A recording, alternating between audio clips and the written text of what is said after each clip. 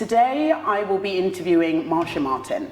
She is one of the most incredible Black women I think I've met, just because of everything she's doing for the special educational needs families like herself. And the lack of support that she had when she first had her first child, and Zara had a suspected diagnosis, was really upsetting to hear.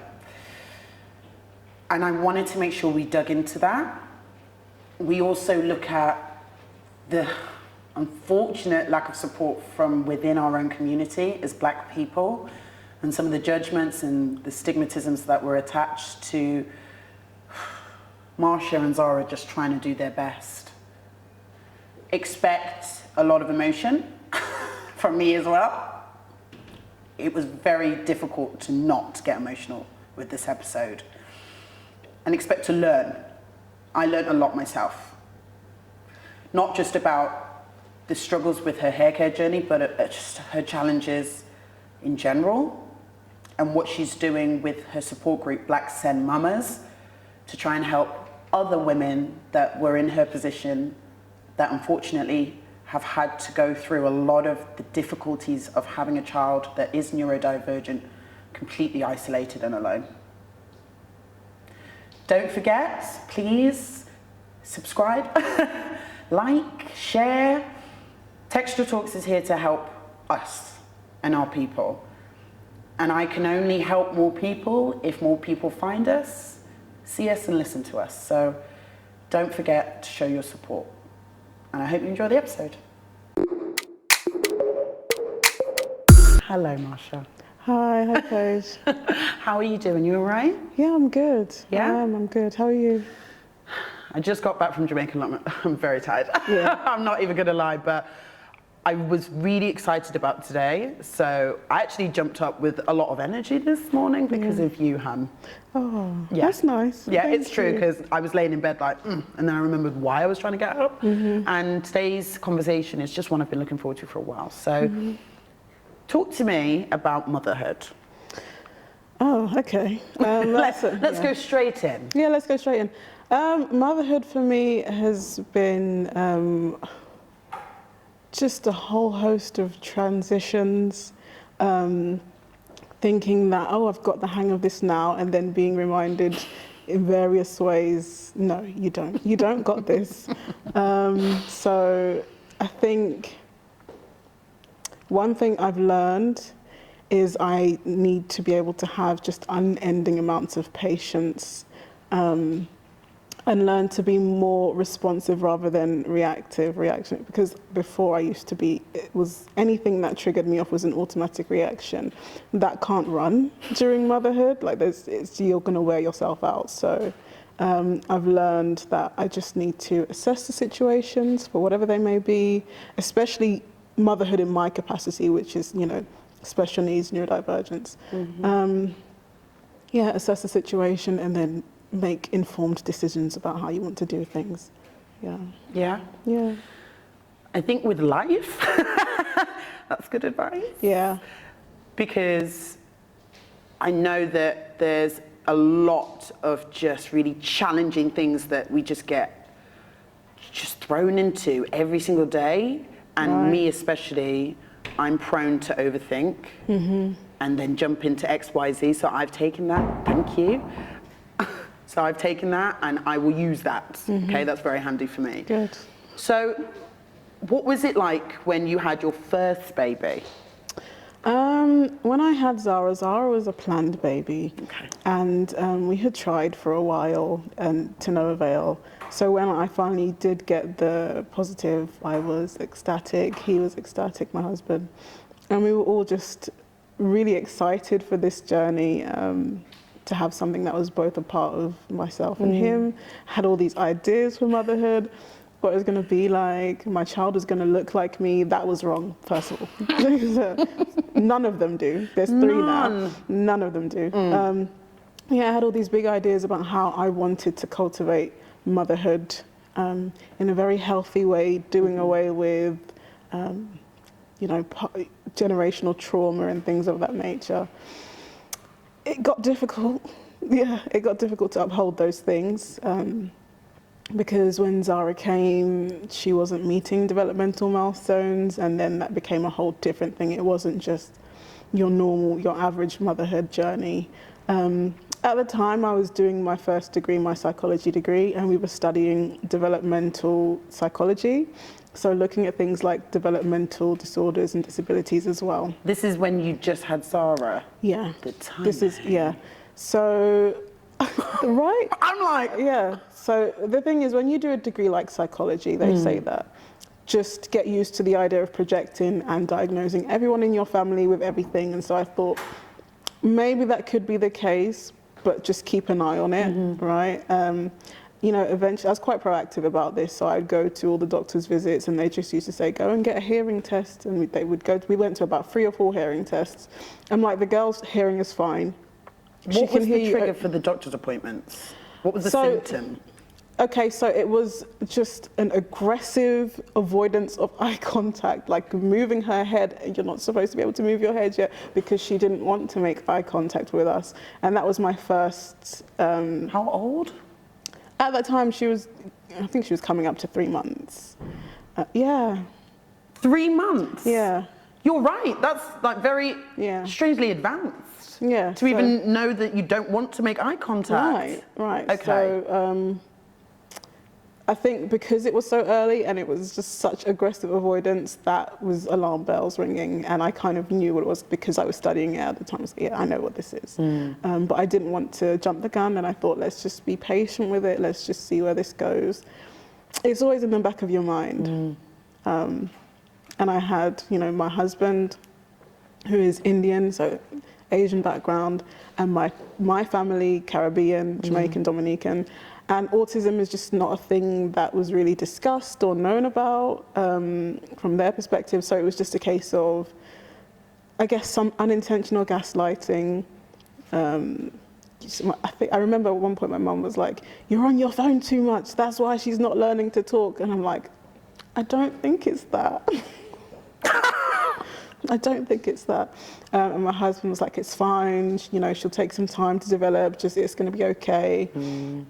There was just, I don't know, I felt like almost a sense of shame that was imparted onto me from them. It was a case of my mum was like, "You don't need to talk about it." Why? I think maybe she thought the more I spoke about it, the more of a reality it became. But, you don't need to talk about it. It shouldn't be up on your socials, and so on and so forth. And my husband agreed with her. They were in agreement with that. Really? Yeah, and so I internalized that, and then that shame also became my shame because I don't know how to handle this. This is my first child. This is my first introduction to autism, so I don't know how I should be handling it, right? So I kind of isolated myself. I didn't speak to anyone. I didn't share the story with anyone, and because my best form of expression is writing. Like, I'm not great at speaking, as you may see, but writing I'm really good with. And so my initial kind of way to want to express this was through like a blog. I used to do blogs, I used to do YouTube, I used to do all that stuff. And I wanted to write up how I felt, and that idea was poo-pooed. That was straight no. And so I wasn't able to express anything that I was feeling, anything that I was going through.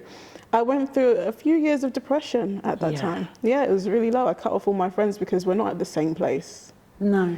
It's not just, there's a point where people start having children and they're like, I can't relate to my friends anymore. I'm like, you think you can't relate? Imagine having a child that is unable to talk, unable to walk, it's just, it was a lot. That is a lot. If you think about what support was available, talk to me about what was there. I would say there isn't much support available. Really? Not for someone like me. What does that mean? What that means is, as I said, I was quite proactive in this journey. And so I went to all the groups, all the mummy groups, all the tests, everything that was there for me. I took advantage of it and I went there, and I had moved on the cusp of London, like somewhere out of London, like Essex sides. And that was a while ago, so it was a predominantly non-black space. It's Essex. Yes. Okay. Yeah. Yeah. And so for those groups, I was the only black one there. And the mothers made it a point to overtly shun me, not respond to me saying good morning or trying to talk to them. They would huddle in their groups and I wouldn't be able to talk with them. And I just thought, I don't want to have to deal with this whilst I'm trying to figure out things with autism, how to navigate life as an autism mum and make sure that my child's quality of life is good. I don't want to have to then deal with racism. That's long. I don't want to do that. Who has time for that? Right. So How long did that go on? So I think I attended those groups maybe about 6-7 months, and then I was like, I can't do this anymore. And so that was I'd made the decision to stop. I couldn't do it. And then the real isolation began because I didn't have any kind of support network. I didn't have my friends because I'd cut that off because of what I was going through mentally. And then I didn't have the mums that it should have essentially been a safe space, but it wasn't. They were more concerned with making sure I felt like an outsider. My husband was going through his own thing, you know, as a father. He doesn't really know how to do, and like I said, culturally, he didn't know much about autism. He was relying on, you know, the idea that, oh, it's going to go away at some point, or they're going to get better, or they're going to learn, you know, how to overcome this kind of thing. My mum, like I said, I think she just wanted to support as best she could, and she did. She was a great support. But she kind of had similar ideas as my husband in that this is something that could be taught away, you know, just you need to teach, needs to be more input, more learning going on, kind of thing. So it wasn't until she was 4 years old that we got the actual diagnosis of autism. And I remember I was on my way to university. I was in my master's now, and I was doing, I think, my dissertation for my master's or something. And I was going to speak to my advisor, and I was on the train, and this is 4 years of me trying to get a diagnosis. And so when the doctor called, I was on my way to Liverpool Street. When the doctor called, she was like, yeah, I don't know why they hadn't given this diagnosis before. It was extremely obvious. She's 4 years old now, so there's nothing we can do for her until she gets to school, and the school will support her because that's when the legally binding documents like EHCPs, educational healthcare plans, come in place. I've already accessed all the groups that were there because I was proactive. What they were going to say was go to the mummy groups. No, been done. And so when I came off the phone, I was happy and relieved, finally. I wasn't just making this up. The gaslighting was their issue, not mine. And then I was in floods of tears because, oh shit, now what? Can I swear? You can swear. Okay. Oh shit, now what? What am I supposed to do? I have an autistic child. I have no support. I don't know what I'm going to do, kind of thing. And so I was in floods of tears on the train from Essex to Liverpool Street. And again, I was the only black woman on that train, and they just stared at me. And I always feel like if there was like an older black woman on the train, she might have come to me and said, are you okay, sweetheart, or something like that. Yeah, it was a bad time. That was a bad time. That sounds like so much to have to handle. And with no support, I'm thinking mentally, how on earth did you pull yourself out of that? It really was just survival. I had to because I'm a mother and I love my children. Everything I do is for my children. I'm sorry that you had to go through that alone. It's upsetting me. I'm sorry. If are there tissues? Yes, there are tissues. I don't want to mess up the makeup. There you go, beautiful. Thank you so much. Take your little tissue, a little tapper. I'm going to do a little Candice a la your house. Do a little... You look stunning. Okay, so little diamond teardrops aren't going to hurt that contour. Okay, so let's talk about the hair care experience, because this was so new to me. When you approached me, I had this moment, and there's it's probably really inappropriate to bring up, but I really did look like there's a gif of this older blonde white woman, and there's like algebraic functions on the screen. I know. It literally was me like, wait. because I've never considered that being an issue. Yeah. Talk to me about that. So I was quite ignorant to issues with hair care as far as autistic children. I did do some research because once you get a diagnosis and you're on your own, it's like, okay, I now need to know what I'm dealing with. And so I had seen things about sensory processing disorder and how it occurs often with children with autism. I think also that was poignant to me because I had recognized that Zara had some sort of sensory issues whereby whenever she fell over or she would run full speed into a table and she'd just get up and walk Be away. absolutely fine. Yeah, she'd be fine. Still like that to this day. Something has to really be painful. If she cries, then you know it's serious. You know. Yeah, you know it's serious. So that was one of the indicators as she got older, before the diagnosis, but whilst we were trying, along with the no eye contact, like, okay, maybe autism is afoot. So I knew there were some issues with the sensory, but I didn't know. And also loud noises was a thing as well. What do you mean? So she couldn't handle, and she still can't handle loud noises, unless it's her shouting, unless it's her loud noise? Yeah, she's fine with that. She enjoys that. But for the most part, she can't be around loud noises for too long, which is something that is common with people with sensory processing disorder. Okay. So I would do her hair, realizing it now, from she was like 6 months old. All my kids were born with a head full of hair. Well, I mean, Yeah. Indian and black, Yeah, so. a head full of hair. And so I would try and brush out her curls and stuff, and she would be squirming. This was from 6 months old. And it didn't get any better as she got older and her hair got longer and thicker. Her hair grew, I think when she was maybe about 3 years old, her hair was down past her bottom. At 3? When wet, it was down past her bottom. Oh, God. It curled up and it went to the middle of her back. Wow. And so it was a lot to deal with. That is a lot of hair. Particularly when your child does not want you to go near them with a comb.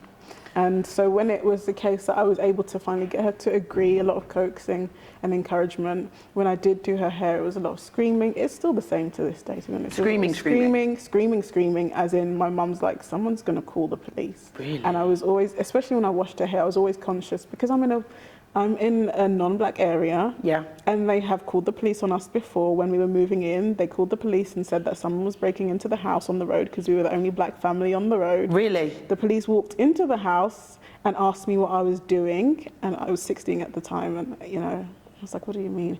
And they said, we've had reports that someone's trying to break into the house. And I was like, well, why would I break in the house and hang pictures up on the wall? Where's the logic? That was my first introduction to the area. So Damn. I knew that I was on thin ice, when things like that they would be triggered very easily because of the colour of your skin. Yeah, so I had to be careful about doing her hair. I didn't want anyone thinking that I was abusing her or anything like that.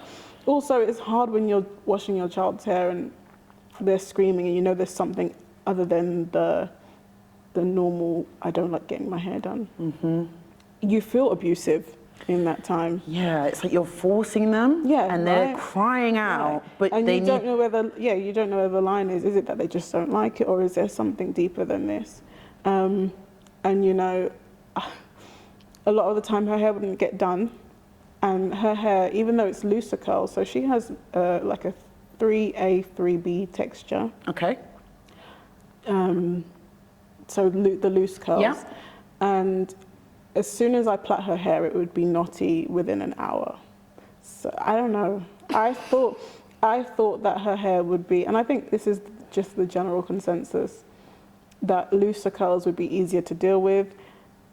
Mixed hair is, for me, a lot more difficult to deal with than like my 4C afro hair and 4B afro hair. To be honest, knotting with long, loose, shiny waves it's probably something I've never considered, but now I'm thinking about it, I'm like, oh Yeah, it's God. common sense, right? Of Yeah. course. As soon as the wind blows, it's done. You're done. Yeah, it's a wrap. They'll open the door because Right. it's Literally. knotting. Yes, please stay in Yeah, one please spot. lock everything, because otherwise it's going to have to get the comb. And a lot of times we think 4C, black hair, worst hair. Yeah, wrong. Afros are wrong. Yeah, so my middle child has much tighter curls, and her hair is it's a breeze to do her hair. Her hair is a bit more like mine. Yeah. So easy to do her hair in comparison. Zara's hair, if I washed it, it would take the whole day, but not the washing portion, just the detangling. Really? Yeah, because I don't want to hurt her, so I have to go slow. And I have to do the breaks, and I have to do all of that, and it was getting so tedious. I could see that she was always fraught with anxiety, and myself, whenever it was time to get her hair done. I felt like my child was losing trust in me because she'd be crying whilst I'm doing her hair, and I have to just power through it because half the hair is all matted up because we've washed it, and the other half is detangled. I can't just leave it. And so there were many times throughout the years where I'd wanted to cut her hair. And I remember I went to a talk on autism in the place that I lived. I was the only black person there. And so I tried to bring it up, like, her hair's down to her bum. And it's really curly and it's really knotty, and I feel terrible doing her hair. I want to cut it. But my mum and my husband are against it. And so it was always shut down completely whenever I suggested I need to cut her hair. This is mentally, it's draining for me, for her. It's not enjoyable. For what? Why do we need her hair to look a certain way? For whose benefit is this? Because it's not benefiting us.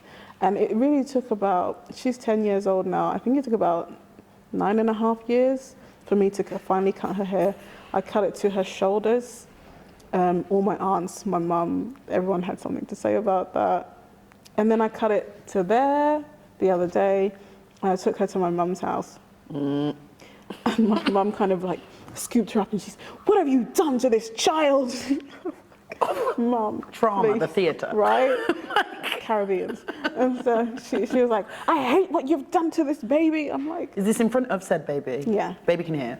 She can hear. I don't think she's really paying much attention. Good. Because I asked her before I cut it, I showed her the picture of like a Halle Berry-esque style cut, and I asked her several times on several occasions before I ever went near her, and I handed her the scissors, and "Mummy cut," and she's, "Mummy cut," and she wanted it. And then when I'd done it, I showed her in the mirror. Her dad was not happy because I done it when he was out. I did tell him, but he was like, "I don't think you should do it." Okay. And then he saw that she was happy with it when I showed her in the mirror, and then he was like, "As long as she's happy, then it's fine." Right? And he said, "As long as it's easier for you, then it's fine." So my household was fine. So when it came to showing my mum, I kind of was already prepared, but it's like, this is our household, this is our home. I'm doing as a mum what's best for my child. You're not here when she's screaming and we're late for school or we can't go out because her hair's not done, because I know there's this massive societal pressure as a black family, a black woman with a black child or a mixed child, to make sure her hair is kempt and she presents a certain way. I had friends, and this isn't the reason, but this is one of the things that always stuck out in my mind before I started isolating myself from my friends, when they'd come around and they'd be black friends, Caribbean, and they'd be like, "Why isn't your child's hair done?" And like laugh about it. And laugh? like that. Just got shivers. Are you kidding? Yeah, but I would laugh with them out of shame. Like, I know, it's just a thing, it's difficult, she doesn't like me. Ha ha ha, she doesn't like me touching her hair. But it did hurt, yeah. I didn't know what SPD was, sensory. I couldn't explain to them what the issue was. There was no diagnosis at that point as well, so it was really difficult. I just felt like I was an inadequate mum. That's not fair. Black SEN Mamas. Yeah. The saving grace.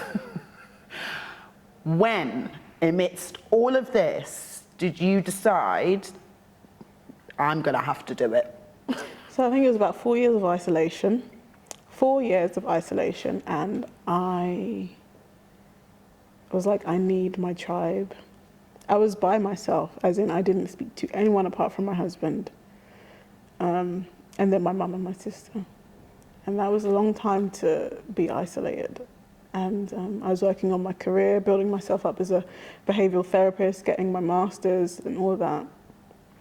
And I just felt so alone, you know, and I was like, I need a sisterhood, but I need it this time to be people that understand where I'm coming from. And so I just started it up on Instagram, Black SEN Mamas, just a page, and I didn't expect more than 30 or 40 people to join. Then all of a sudden it was 100 and something. And this is without promo or anything. Yeah. It was just a support group to start. It's been a couple of years now. I've been putting a lot of effort into it, and it's over 1,000 mums. Yeah, we're waiting for charity registration approval. It's just an amazing community. We do a lot of therapeutic intervention. I do a lot of stuff with the mums as far as trying to maintain good mental health and well-being, workshops to let them know what their rights are as far as advocating for their child, special needs provision in the schools, housing that is suitable accommodation for special needs children. Yeah, we have a team of Black special needs mums who are part of the Black SEN Mama specialist team. And it's lawyers, SEN advocates, therapists, counsellors, SENCOs, educators, and we all make up the team of specialists. And we are all Black mums with special needs children, and I've been very meticulous about the people that I have on the team because I think it's important for us to reflect the mums that we're supporting. Because I know that it's quite difficult for us as a community to seek out the support that we need, but especially as Black mums and then Black special needs mums, we don't ask for help at all. And so I felt like if they recognised us or they recognised themselves in us, that might be a start. And it's worked thus far because they know that we have a genuine collective want to help because we're all in the same sort of position. It's just us as the professionals. We have access to resources and spaces that the other mums might not necessarily have. So we know what they're going through in both a professional and a personal capacity. We help get them adequate mental health support. We run psychotherapy one-to-one programs. We do a lot of psychotherapist-led workshops, we let them know what their legal rights are. And it's just a genuine culture of wanting to help each other. There's over 1,000 mums, so of course a lot of the mums are specialists in their own right. And so if one mum is struggling with something, there'll be about 10 other women that are coming through saying, what do you need?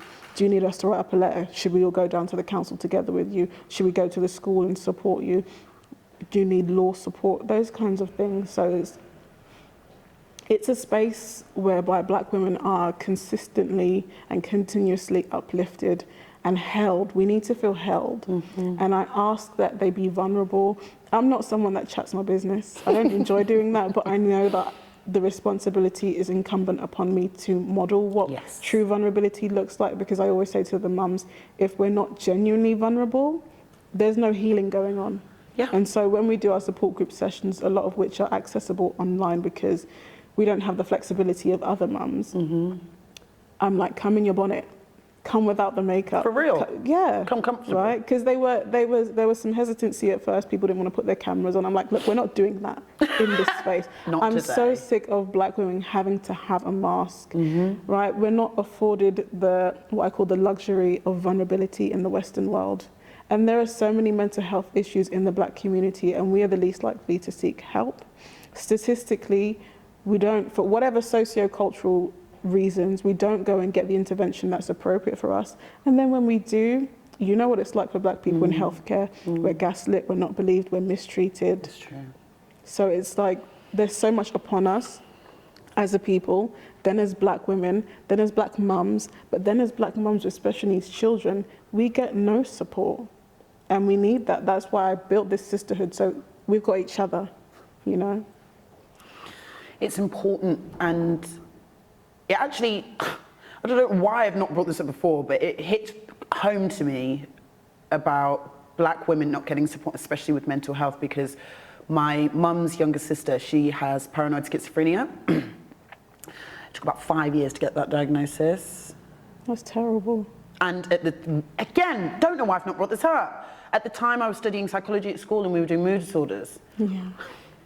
And I came home and I said to my mum, I was like, Mum, she has schizophrenia. Mum was like, I'd be careful because we've been to many specialists and they should have picked that up. I'm not expecting you at college to come home. And I was like, Mum, and I was explaining what I'd learnt that day, showing her the textbooks I'd taken home, and she was like, and we had to take that to yet another specialist to be like, and then eventually, and that's 5 years of her having episodes and challenges at home. We were dealing with silently, and it was like traumatic. The responsibility is on us as the black women to make sure that we're good.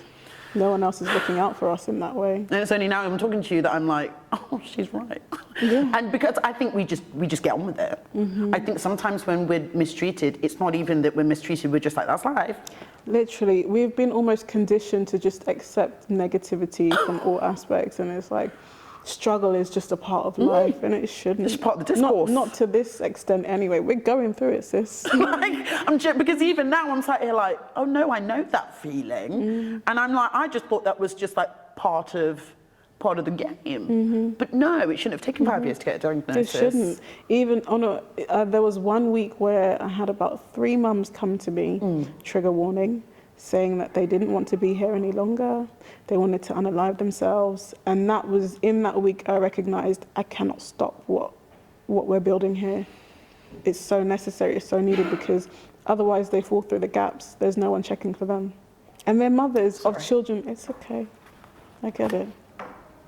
And they're mothers of children that are completely dependent on them. And if their mums are gone, then they go into the system, and who knows what they're going to face in that environment. We need the support. We need to stop it getting to the extremes where we're getting sectioned or where we're doing something to ourselves which is permanent, right? No one's looking into that. I'm so grateful for you. You're supposed to be crying. This is ridiculous, Marsha. Oh my God. What's the goal? What are we trying to do? Where do we want to be? And how can I help? The goal, the main thing for me, and the very important thing for me, is all our mental health programs, our psychotherapy programs.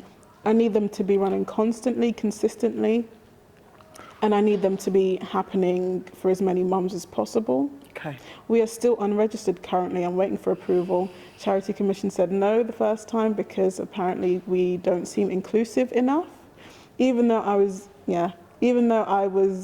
very explicit in saying we don't exclude anyone, but all the things that we do, the training, so on and so forth, teaching, it's done with a cultural insight, so that's going to appeal to a certain demographic, and it's more likely that they want to access our services, but we're not closed off to. I've been through exclusion. You know what it looks right? like, don't worry. I would never do that to another special needs mum. I was very clear on that, but they said that we're not inclusive enough, so that's fine. We'll come up against hurdles. We're just going to rejig things and appeal, and it's going to be okay. But I need, in the meantime, because the thing is, we need that approval in order to get the funding that we need. Yeah. I'm funding everything. I'm paying for all this therapy. I'm paying for everything for everyone. The nights out, we do the mummy brunches. We went to a play at the theatre the other night with an amazing playwright, Adenike. She wrote a play about a Nigerian mum raising an autistic son, and we all went as a group, and it was amazing. We cried, we laughed. It was amazing. Yeah. But those are the things that we do together, you know, we're building our sisterhood. Because ultimately, the ultimate goal is that when I leave this earth, I need for my children, not just my children who are disabled, but those that are going to be there basically looking after an adult with a disability. I need them to have a whole bunch of cousins and aunties that can check in on them. Oh, God. And carry on. And understand what they're going through and truly support them and know what it takes to look after someone that is unable to talk for themselves. I need that community. I need that. And the truth is, I need them as much as they need me. Girl. I'm sorry. No, it's so beautiful what you're doing. I'm sorry. I should be the person that sat here as your rock. I am being a mess. I'm sorry, but there's just something really powerful in what you're doing and really important on like a historical scale where like you're carving out your place in history. It's huge, and it doesn't exist, and it's insane it doesn't exist when you realize the pain that's out there. Yeah. Because it's one thing to think, I want to help people to manage the day-to-day challenges. Fine. It's another thing to create a community so people don't take their own lives. Right? Right. We do, that's why we do the in-life meetups. A lot of the stuff, like I said, is accessible online. There are people from Canada, America accessing what we do, coming to our support groups, mums that don't have that support where they are. But I always say that we need to meet once or twice in real life to do our sessions, to vent about the things that you need help with. We sit down with the mums that need support. We do an action plan with all the specialists and any other mums that volunteer their time. What can we do for this mum? How can we work things out? We do this together face to face because it's not just about following different platforms. It's not just about following this group and that group. We need to actually build an authentic, genuine relationship with each other. This needs to be real because that's what we've been missing. That's why we're falling through the cracks, because we don't have community in the capacity that we need it. And it's not the Black community's fault, because mental health and special needs are not topics that are widely discussed with us, right? We just need to get the conversations going with true vulnerability. And in order to be extremely vulnerable, I need to feel like I'm gonna get caught. I need you guys to catch me in the Black community. And so what I'm doing with the training, when we reach out to the immediate support networks for the mums, we're doing training on neurodivergent disability, how to support us. I do co-production, we do various surveys, and we speak with the mums. What would you like? How do you want to be supported? So we can then feed that back to the community, to the churches, to the mosques, to the SEN services, to the local authorities. I'm working with Redbridge Council. I'm training their social workers right now on neurodivergence, how to support neurodivergent families. But this is designed with the mums' input, so that they're not just ticking boxes in their support. They're really doing what they need to support these mums in the way that the mums need it and deserve it. Yeah. Okay. For our community, Black people, I know there will be, and this is kind of across the board, just not based on an older generation, younger generation, there will always be an air of like a feeling of needing to voice our opinions, needing to be heard, even when it's not asked for. It's just kind of how we are. And thinking about how we respond to very sensitive subjects and how that impacts people like yourself and other Black mothers that, for example, have a child with special needs, and they're just trying to do their best. What would you say to them? What overarching message would you give, looking at everything that you've been through, from the comments about Zara's hair to feeling isolated? What would you directly say to anybody that maybe doesn't quite get it? So we do a lot of panels and a lot of talks about neurodivergence or disability in the Black community, and I held a talk called Special Needs Within the Black Community, and I think this is probably one of the first safe spaces that these mums have had to talk about the unhelpful, unsolicited advice that they've received regarding their child and their child's diagnosis. Things like aunties saying your child's that way because of black magic or voodoo, or the uncle saying there's not enough punitive measures in place, you need to beat your child, that's why they're behaving that way. And of course in other spaces where it's not all Black people, it's not all Afro-Caribbean, it's hard to talk about those things. So this is what I mean by true vulnerability. You're holding all that in. You're holding all that in if you're not in a space where you feel comfortable. So that's why I provide these spaces as well. And what I would say to those that have opinions and feel like their opinions need to be heard, approach with curiosity rather than judgment. It's okay to ask questions. Recognize that you're ignorant to the subject at hand. I was ignorant to it also before before it was my life. Yes. Because this could be anyone. Anyone can have a child with a disability or neurodivergence. It can happen. So approach with a healthy curiosity. Don't pry. Don't do the most, child. There's levels again. Yeah, right? Yeah. Respect boundaries, but it's okay to ask questions. Yeah. Like when when you and I spoke, you wanted to know, what's the correct terminology?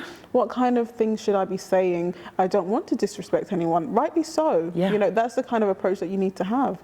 It's just making sure that whilst we as a people are very used to being persecuted and treated unfairly, and I think we have gotten very comfortable on that side of things, where we're like, oh, you shouldn't be saying that, and oh, that's inappropriate, and we've kind of been running the don't do that narrative to everybody else, and everybody's had to kind of like be like, really sorry, I need to learn, I need to that.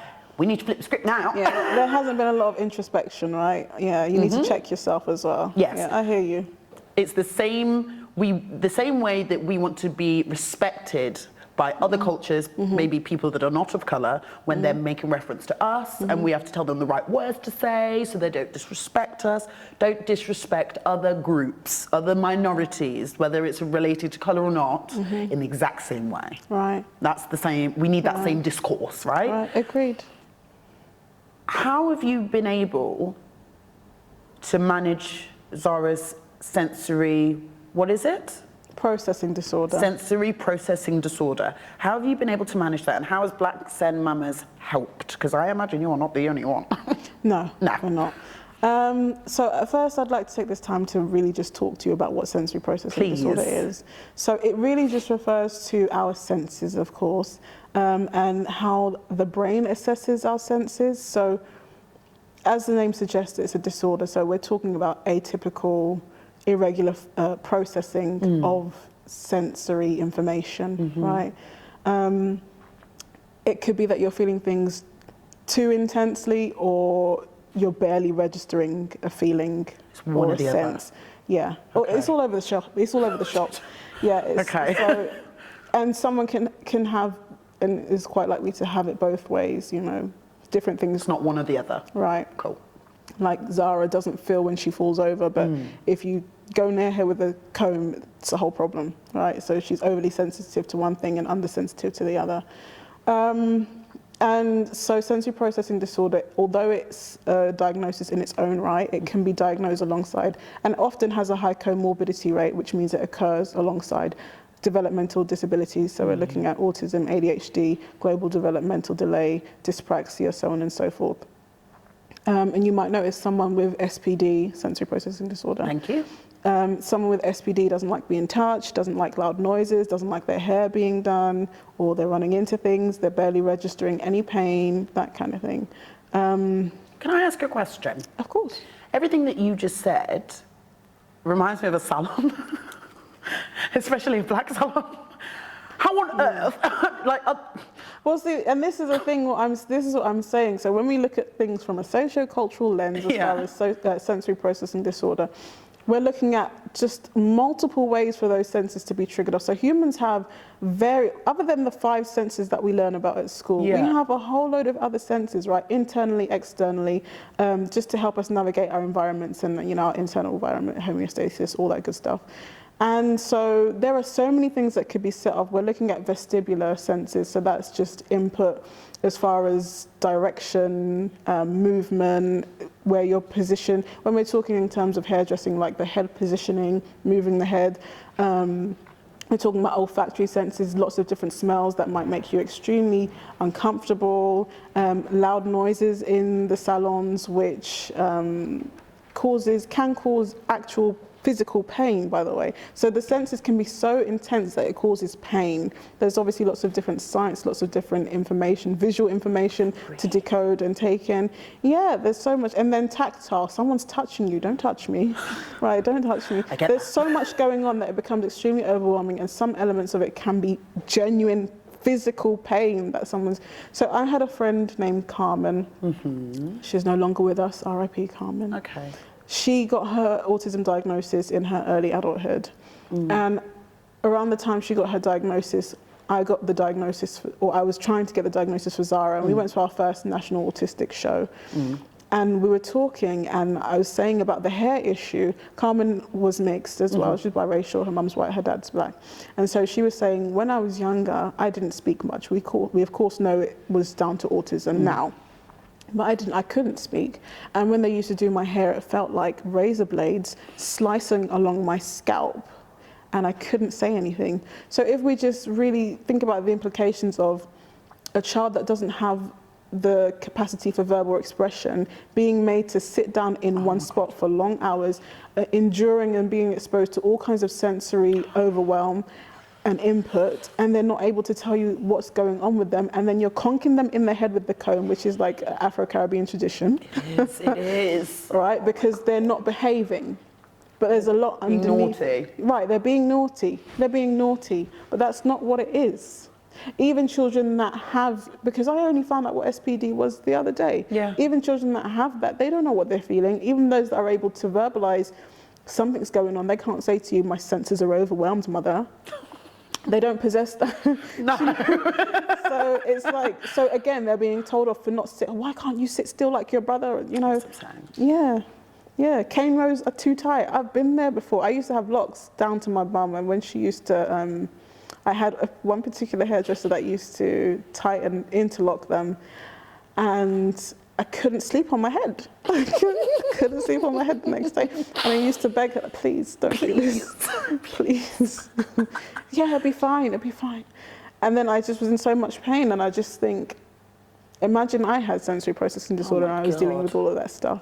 You know, and I can talk about it. Yeah. You know, it's probably a whole, getting hair done for a little black girl or black boy, as it were, is a whole sensory nightmare in and of itself, even if you're neurotypical, as in you have normal brain function, as in there's no disability. It's like, true. It's a whole sensory nightmare. I used to hate having my hair done. Same. I even question if I have sensory processing disorder, I could. I don't think so, because I think the experience is just so harrowing. It's like, it's a lot. Like, why am I being physically abused because I'm moving, I'm moving away from pain? Like, literally, like why am I now being reprimanded? Right. Why am I feeling the duff in the back of my head? Exactly. I've done nothing wrong, I'm just in pain. Yeah. It hurts. Yeah, right.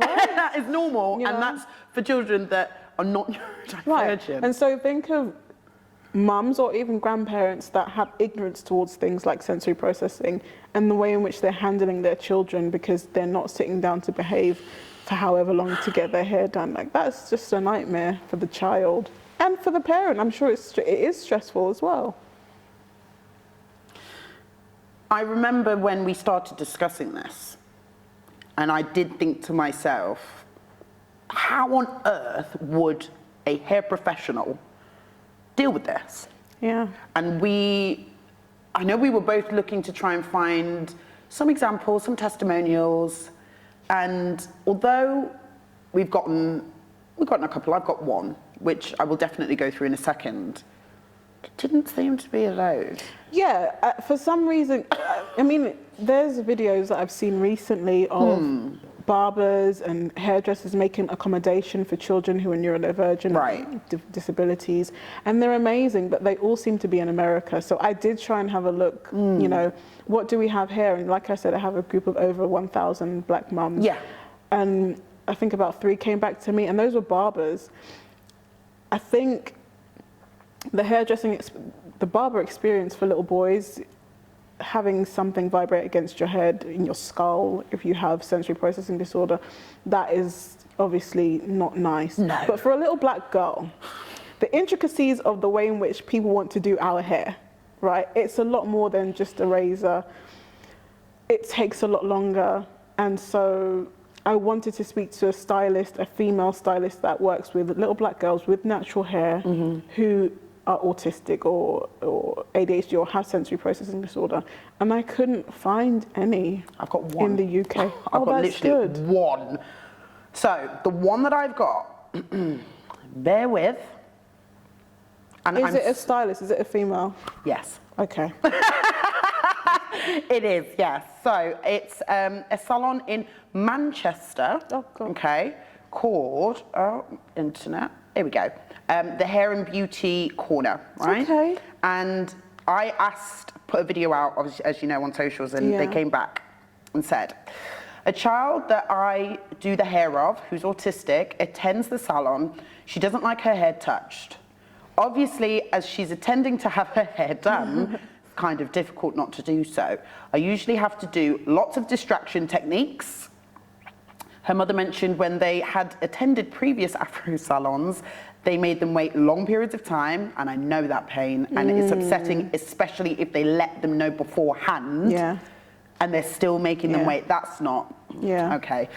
And then that caused the child to get restless and anxious. Of course. Of course, it makes me get restless and anxious.